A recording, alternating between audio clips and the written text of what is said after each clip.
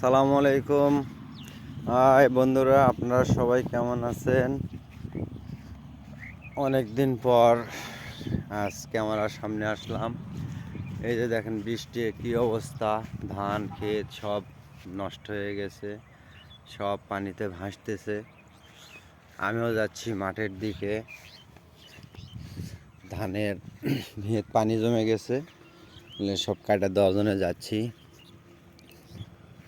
আল্লাহ বৃষ্টি দিছে ভাই, করার কিচ্ছু নাই। এই দেখেন কি অবস্থা, ধান সব পানিতে ভাসতেছে।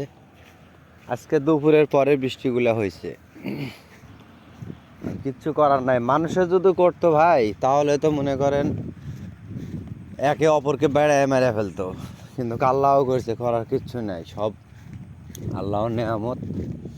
ঠিক আছে, আপনারা সবাই ভালো থাকেন, সুস্থ থাকেন, শুভকামনা রইল সবার প্রতি। আসসালামু আলাইকুম।